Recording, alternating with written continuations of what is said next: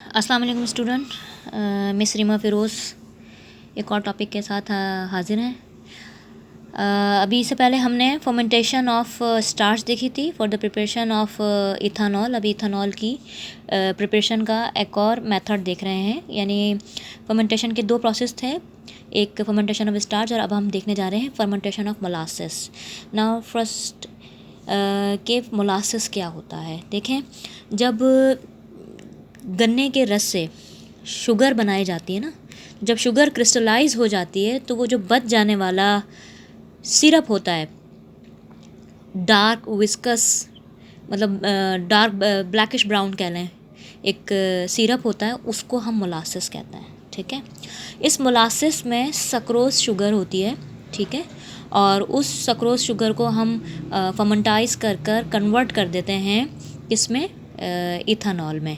तो इसका यूज़ वैसे बहुत सिर्फ इथानॉल मतलब अल्कोहल ही नहीं बनाया जाता इससे, बल्कि इसके बहुत सारे यूज़ हैं। इसे एज ए स्वीटनर के तौर पर भी इसको इस्तेमाल किया जाता है, ब्राउन शुगर मेकिंग में भी इस्तेमाल किया जाता है, इसको एज ए गुड़ की फॉर्म में भी आप इस्तेमाल करते हैं, जो कि डाइजेशन में बहुत हेल्प करता है। बिकॉज मोलासिस में बहुत सारी मकदार में मिनरल्स भी होते हैं, तो जो डाइजेशन के अमल में हमें हेल्प भी कर रहे होते हैं। तो अब आप ये देख लें कि ये एज ए बाय प्रोडक्ट, ये जो मोलासिस है शुगर बनने के प्रोसेस में एज ए बाय प्रोडक्ट के तौर पर ये बनता है। तो अब डेफिनेटली या तो उसको स्वीटनर के तौर पर इस्तेमाल कर लिया जाता है। अब इतना ज़्यादा स्वीटनर मतलब कंजप्शन नहीं होती है, तो फिर उस मोलासिस को इथानॉल में भी कन्वर्ट किया जाता है। तो आप ये बात जहन में रख लें कि वो शुगर इंडस्ट्रीज़ जो कि शुगर बनाती हैं सारी, उनको यकीनी तौर पर फिर अल्कोहल इंडस्ट्री भी बनानी पड़ती होगी, चूँकि इतना ज़्यादा मोलासिस को वो कहाँ फेंकेंगे। ठीक है ना, तो वो उसको फिर इथानॉल, और हमारे पाकिस्तान में भी ऐसी बहुत सारी शुगर इंडस्ट्रीज़ हैं जिन्होंने साथ में फिर अल्कोहल इंडस्ट्री भी बनाई, और फिर वो अल्कोहल बाहर एक्सपोर्ट होता है, कुछ को अपने मुल्क में रख लिया जाता है ड्रिंक के हवाले से भी, और ड्रग्स मेकिंग में, और क्या कहते हैं एज ए परफ्यूम मेकिंग में, इसके अलावा एज ए सॉल्वेंट के तौर पर, और वार्निश मेकिंग में इसको इस्तेमाल जहाँ जहाँ इसका यूज़ है वहाँ इस्तेमाल किया जाता है।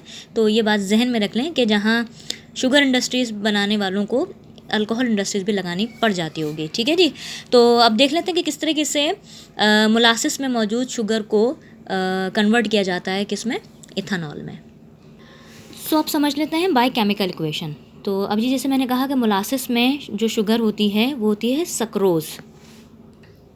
ये एक 12 कार्बन वाली शुगर है। ठीक है, ये बेसिकली डाइसैकेराइड कहते हैं। शुगर के 2 मॉलिक्यूल कंबाइन होकर सक्रोज़ बनाते हैं। इसी तरीके से आपने देखा था कि माल्टोस का भी तकरीबन यही फार्मूला है, लेकिन दोनों एक दूसरे के बेसिकली आइसोमर हैं। 2 ग्लूकोज यूनिट मिलने से माल्टोस बनता है, जबकि एक ग्लूकोज और फ्रक्टोज के यूनिट मिलने से सक्रोज़ बनता है। दोनों एक दूसरे के आइसोमर हैं, मगर इनका मॉलिक्यूलर फार्मूला सेम होता है, मगर स्ट्रक्चरल फार्मूला दोनों का डिफरेंट होता है। जो सक्रोज होता है वो ग्लूकोज और उसमें फ्रक्टोज के 2 मॉलिक्यूल के मिलने से आपस में बनता है। तो लिंकेज, जो ग्लूकोसिडिक लिंकेज होता है, वो दोनों में डिफरेंट होता है, तो इसलिए स्ट्रक्चर दोनों का मुख्तलिफ होता है।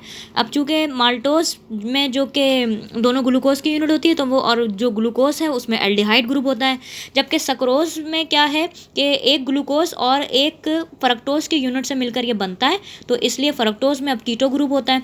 तो बहरहाल दोनों आइसोमर है, लेकिन स्ट्रक्चर में दोनों का फ़र्क होता है। ये इंशाल्लाह हम कार्बोहाइड्रेट का जो चैप्टर है वहाँ इसको डिटेल में देखेंगे। ठीक है जी। अच्छा जी, सक्रोज इन मोलासिस है, ये एक शुगर है। जब इसमें हम शामिल करते हैं यीस्ट। अब यीस्ट डिफरेंट टाइप की होती है, ये उस यीस्ट से डिफरेंट है जो कि हमने माल्टोज में यूज़ की थी। ठीक है, तो यीस्ट इस्तेमाल करेंगे। इस यीस्ट में जो एंजाइम होता है वो सक्रेज होता है। सक्रेज सक्रोज के ऊपर अमल करके उसको हाइड्रोलाइज कर देता है इनटू ग्लूकोज एंड फ्रक्टोज, यानी जिन यूनिट से मिलकर ये सक्रोज बना होता है उन्हीं यूनिट्स में इसको क्या कर देता है, डिसोसिएट कर देता है। ठीक है, अब आप भी सोच रहे होंगे कि ग्लूकोज का फार्मूला भी सेम है और फ्रक्टोज का भी फार्मूला सेम है, दोनों ही 6 कार्बन वाली शुगर्स हैं ये, लेकिन दोनों में फ़र्क क्या है। ग्लूकोज वो शुगर है जिसमें एल्डिहाइड ग्रुप होता है, और फ्रक्टोज वो शुगर है जिसमें कीटोन ग्रुप होता है। तो दोनों का मॉलिक्यूलर ये दोनों फिर से एक दूसरे के आइसोमर हैं। ठीक है, दोनों का मॉलिक्यूलर फार्मूला सेम होता है, मगर they are functional group isomers of each other. ठीक है, तो ये फ़र्क है दोनों में। ठीक है। अच्छा, फिर सेकंड स्टेप में क्या होता है, तो जो यीस्ट हमने शामिल करी वो दो एंजाइम प्रोड्यूस करती है। सक्रेज ने सक्रोज को कन्वर्ट कर दिया ग्लूकोज और फ्रक्टोज के यूनिट में। 12 कार्बन का कंपाउंड था, डिसोसिएट हो गया 6 कार्बन वालों में, यानी जिन यूनिट से मिलकर बना हुआ था उन्हीं यूनिट्स में ये डिसोसिएट हो गया।